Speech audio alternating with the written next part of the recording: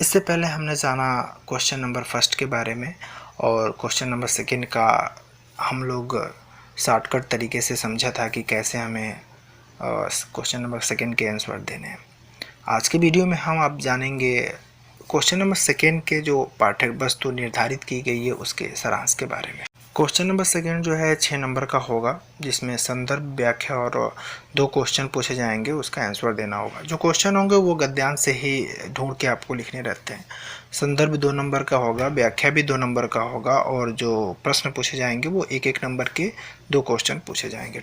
आज के वीडियो में हम आपको मित्रता, ममता और भारतीय संस्कृति का सारांश बताएंगे, ताकि आपको समझने में आसानी हो कि कौन सा गद्यांश किस चैप्टर से लिया गया है। सबसे पहले हम मित्रता का सारांश जानते हैं। मित्रता आचार्य रामचंद्र शुक्ल द्वारा लिखा गया एक निबंध है। शुक्ल जी ने मित्रता के बारे में बताते हुए कहा है कि जब कोई नौजवान जवानी की उम्र में घर से बाहर जाता है तो उसे एक सच्चा दोस्त चुनने में काफ़ी दिक्कतें आती हैं। यदि उसका बिहेव मेल मिलाप वाला होता है तो उससे मित्रता हो जाती है। मित्रों के चुनाव पर उसकी सफलता और असफलता टिकी हुई रहती है, क्योंकि अच्छे और बुरे मित्रों की संगति ही उसे अच्छा और बुरा बना सकती है। युवा लोग मित्र बनाने से पहले मित्रों के आचरण और नेचर का ख्याल नहीं रखते, वे उनकी बाहरी विशेषताओं पर अट्रैक्ट हो जाते हैं। किसी प्राचीन विद्वान ने कहा था, विश्वास पात्र मित्र से बड़ी रक्षा, प्रोटेक्शन रहती है। जिसे भी ऐसा दोस्त मिल जाए उसे समझना चाहिए कि उसे कोई बेहतरीन खजाना मिल चुका है। जब व्यक्ति छात्रावास यानी हॉस्टल में रहता है तो उसे मित्र बनाने की बड़ी धुन सवार रहती है। बचपन की मित्रता बहुत ही अद्भुत होती है। उसमें जितनी जल्दी दूसरों की बातें मन को लगती है, उतनी जल्दी ही रूठना और मनाना भी रहता है। दोस्ती और प्यार के लिए यह ज़रूरी नहीं कि दोनों लोगों के कैरेक्टर, आचरण और स्वभाव यानी नेचर एक समान हो, एक जैसे हो। जैसे राम और लक्ष्मण के स्वभाव एक जैसे नहीं थे, फिर भी दोनों का आपस में अटूट लगाव था। उसी तरह कर्ण और दुर्योधन के स्वभाव में विपरीतता होने के बावजूद भी दोनों में बहुत गहरी मित्रता थी। इसी तरह चाणक्य और चंद्रगुप्त तथा अकबर और बीरबल आदि अनेक उदाहरण है एक गहरी मित्रता के। मित्र का परम कर्तव्य अपने मित्र की सहायता और उसके विकास के लिए प्रोत्साहित करना है। हमें ऐसे ही मित्रों की खोज करनी चाहिए। अगर हमें कोई हमारे भले बुरे के लिए हमें अलर्ट न कर सके तो उससे दूर रहना ही हमारे लिए बेहतर होता है। बुरी संगति बहुत भयानक होती है, आपके सभी गुण, अच्छे गुणों का नाश कर देती है और दिन प्रतिदिन आपको पतन के गड्ढे में गिराती जाती है। और अच्छे दोस्त आपको पतन के गड्ढे से बाहर निकालने वाली एक ताकत होते हैं। शुक्ल जी कहते हैं कि इंग्लैंड का एक विद्वान इस बात से हमेशा खुश रहता था कि जवानी में उसे राज दरबार में स्थान नहीं मिला, क्योंकि वहाँ के लोगों की बुरी संगति उसके आध्यात्मिक विकास यानी स्पिरिचुअल ग्रोथ में बाधक होते। शुक्ल जी कहते हैं कि अश्लील और फूहड़ बातें करने वालों को तुरंत रोक देना चाहिए, क्योंकि अगर तुम सोच रहे हो कि वह तुम्हारे चरित्र के प्रभाव, इफेक्ट से वह चुप हो जाएगा, तो ऐसा होने वाला नहीं है। क्योंकि एक बार जब आप बुराई की तरफ बढ़ोगे तो आप यह नहीं देखोगे कि आप कहाँ जा रहे हो, और धीरे धीरे उस बुराई के प्रति आपकी नफरत भी कम हो जाएगी और आपको वह बुराई अच्छी लगने लगेगी और आप भी बुराई के बहुत बड़े भक्त हो जाओगे। इसलिए मन को नेक, स्वस्थ और उज्जवल रखने का एक ही बेहतर उपाय है बुरी संगति से दूरी। क्योंकि काजल की कोठरी में कितना भी चतुर इंसान प्रवेश करेगा, उसे काली लग ही जाएगी। ये था हमारा मित्रता पाठ का सारांश। अगर इसके रिलेटेड कोई गद्यांश दिया हो तो आप तुरंत समझ जाएंगे कि यह मित्रता नामक पाठ से है और उसके रचयिता कौन है, आचार्य रामचंद्र शुक्ल। अब हम जानते हैं ममता का सारांश। ममता जयशंकर प्रसाद द्वारा लिखी एक छोटी सी कहानी है। जयशंकर प्रसाद ने इस कहानी के माध्यम से बाल विधवा के दर्द को बताने की कोशिश की है। ममता एक बाल विधवा युवती है जो रोहतास दुर्ग के महल में बैठी सोन नदी के प्रबल वेग, स्ट्रॉन्ग वेलोसिटी को देख रही थी। वह रोहतास दुर्ग के मंत्री चूड़ामणि की पुत्री है। उसके पास सभी सुख सुविधा थे, परंतु भारतीय समाज में औरत का विधवा होना सबसे बड़ा अपराध माना जाता है, इसलिए उसके दुखों का कोई अंत नहीं है।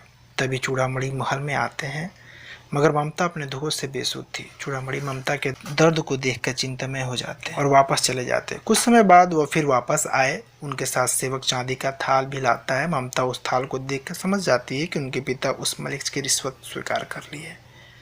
उसके पिता उसको भविष्य के प्रति उसको आगाह करते हैं, मगर ममता ईश्वर के नियम के विरुद्ध जाना अपमान मानती है और पिता को उस धन को वापस लौटाने को कहती है। दूसरे दिन डोलियों का रेला आने पर चूड़ामणि उसे रोक लेते हैं।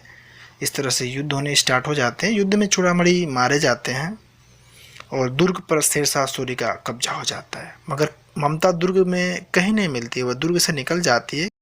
काशी के उत्तर में धर्मचक्र विहार में जहाँ पंचवर्गीय भिक्षु गौतम के उपदेश सुनने के लिए मिले थे, उसी स्तूप के खंडहर में एक झोपड़ी में एक महिला भगवत गीता का पाठ कर रही थी। तभी एक व्यक्ति वहां आश्रय मांगने आता है, जो एक मुगल था जो चौसा के युद्ध में शेरशाह से हार कर आया था। मगर ममता उसे आश्रय देने से मना कर देती है। बाद में ब्राह्मणी होने के नाते अपने धर्म का पालन करते हुए वह उसे आश्रय दे देती है और खुद खंडहर में चली जाती है। सुबह सवेरे कुछ सैनिकों को उस व्यक्ति को ढूंढते देखती है।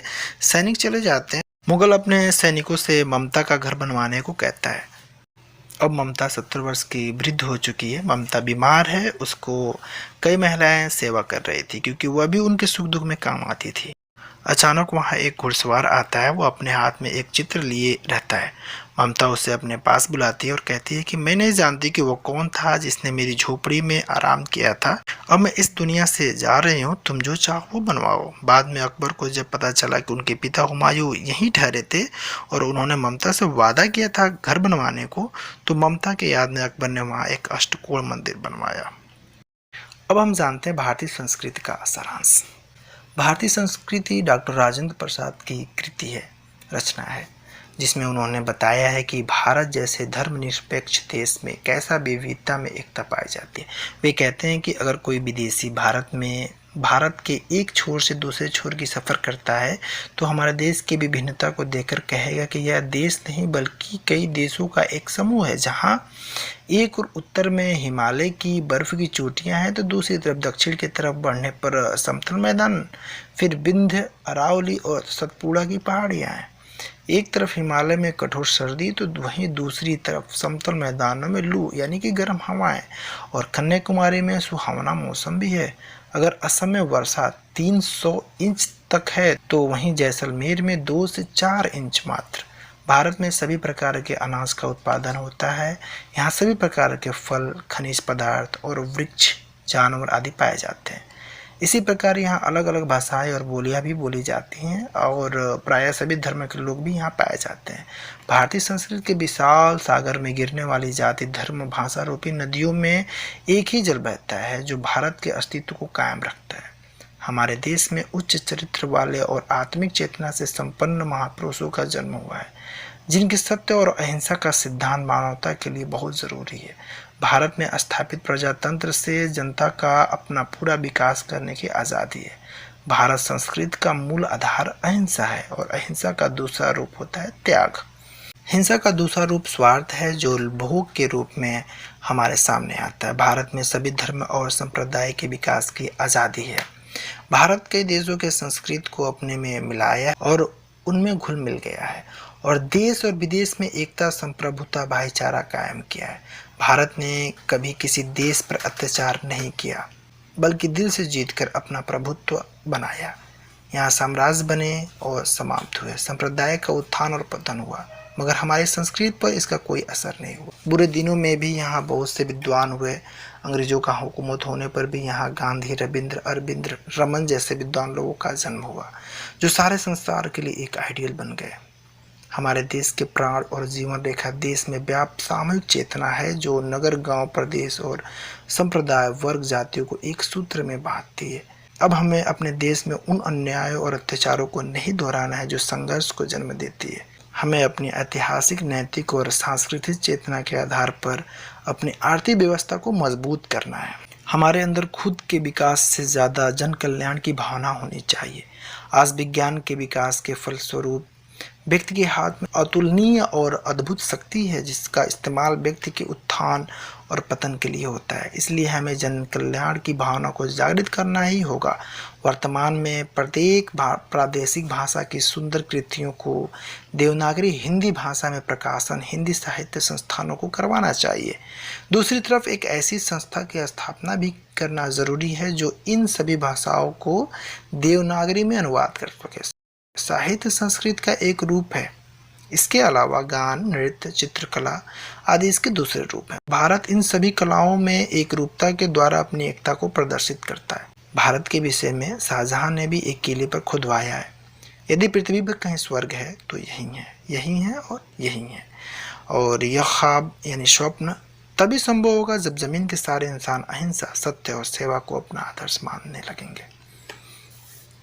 इस तरह से तीनों चैप्टर का मैंने समरी बताया है। इसे अच्छे से पढ़ें, सुनें, जिससे आपकी संदर्भ और व्याख्या लिखने में कोई दिक्कत नहीं होगी, क्योंकि आप जो गद्यांश दिए गए रहेंगे उसको आप पहचान जाएंगे कि यह गद्यांश किस चैप्टर से है। इस तरह से आप संदर्भ बहुत ही आसानी से लिख सकते हैं। क्वेश्चन नंबर 2 के हिसाब से आप क्वेश्चन नंबर 3 और क्वेश्चन नंबर 4 का आंसर भी दे सकते हैं। यानी क्वेश्चन नंबर 3 हमारा होगा पद्य साहित्य के इतिहास से, जिसमें आपको निर्धारित पाठ्य वस्तु का संदर्भ, व्याख्या और प्रश्न उत्तर लिखना रहेगा।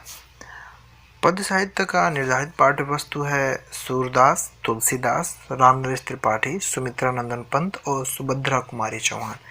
इन कवियों के कुछ पद्य दिए गए रहेंगे जिसका आपको संदर्भ से व्याख्या करना रहेगा। चौथा क्वेश्चन में हमारा संस्कृत का गद्यांश और पद्यांश दिया गया रहेगा जिसका संदर्भ सहित व्याख्या करना होगा। संस्कृत के लिए निर्धारित पाठ्य वस्तु है वाराणसी, भारतीय संस्कृति और जीवन सूत्राणी। नेक्स्ट वीडियो में हम क्वेश्चन नंबर 5 के बारे में जानेंगे। क्वेश्चन नंबर 5 में हमें पूछा जाएगा निर्धारित पाठों के लेखकों और कवियों के बारे में, यानी उनके जीवन परिचय के बारे में और रचनाओं के बारे में, जो कि 6 नंबर का होगा। 3 नंबर के लेखक के जीवन परिचय पर आएगा और 3 नंबर कवियों के जीवन परिचय पर होगा।